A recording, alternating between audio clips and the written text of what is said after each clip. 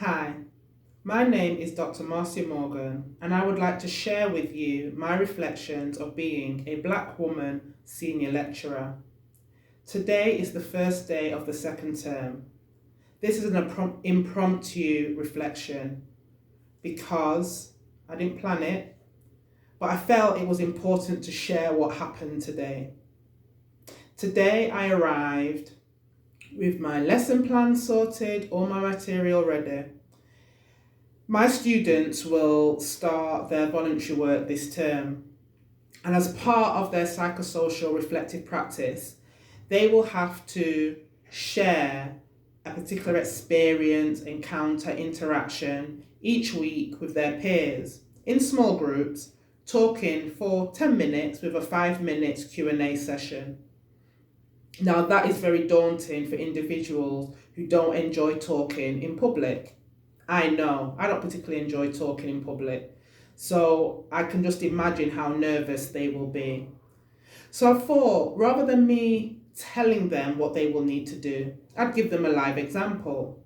So at home, last night, I sat down on the settee and I filmed myself sharing a reflective practice, in a sense, thinking about a situation in my work that had happened, just a spontaneous situation of me talking to a client and a colleague and what was going on for me, my observations and my interaction with those individuals.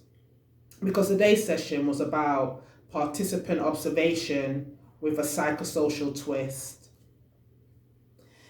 So I sat there and I spent 13 minutes recording myself on my mobile phone. And then I realized that I couldn't email it because the file was too big. I could WhatsApp it, but also I couldn't save it to any of my memory sticks because I didn't have enough space. I arrived at the university this morning confident that I would be able to just plug my mobile phone into the computer screen using my USB cord, and I'd be able to show it from my mobile phone on the wide screen. Well, that didn't happen. Not quite sure why. Technology sometimes lets you down. And with all the planning in the world, things go wrong when you're entering the lecturing theatre. But you know what? I was undeterred.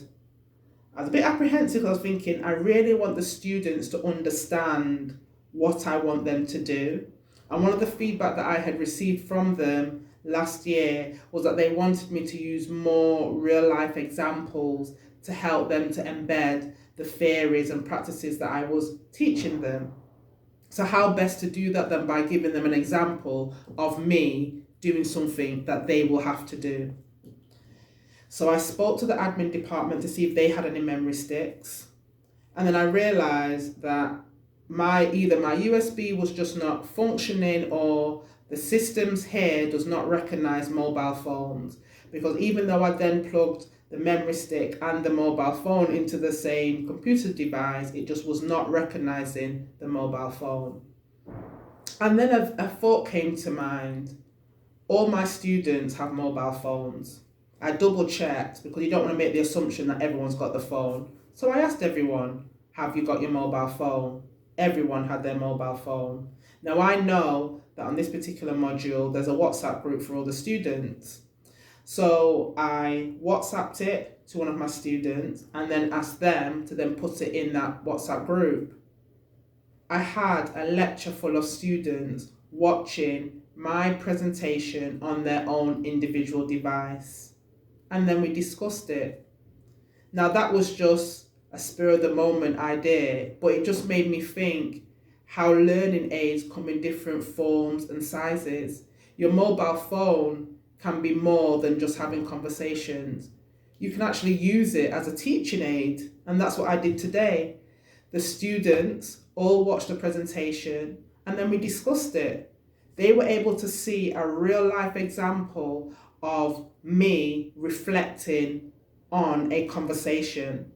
They were able to grasp what it means to go beneath the surface and not just be talking about or describing what's going on, but I was able to locate myself as a black female and how I felt about interacting with my clients and with my white colleagues and what was going on in regards to my perception about what they were thinking, what was going on.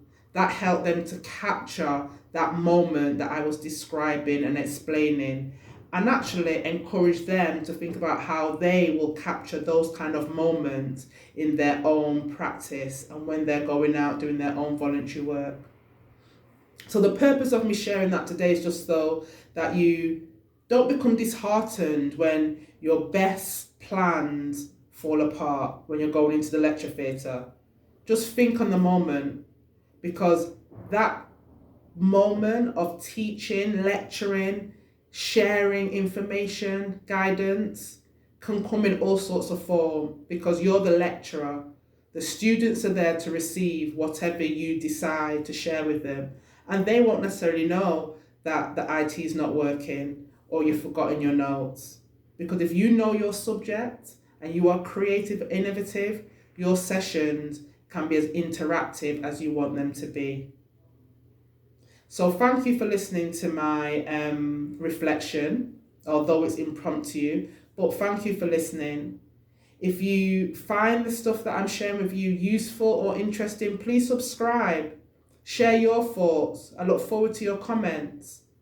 Or you can also have a read or watch of my blog. You can visit that on my website, which is www.black-women-amazons.com. There, I share my experiences. I talk about the things that are happening in my personal work, academic life, and I use that platform to encourage women, others, men, to just be positive, to keep striving to be the best that you can be. Thank you.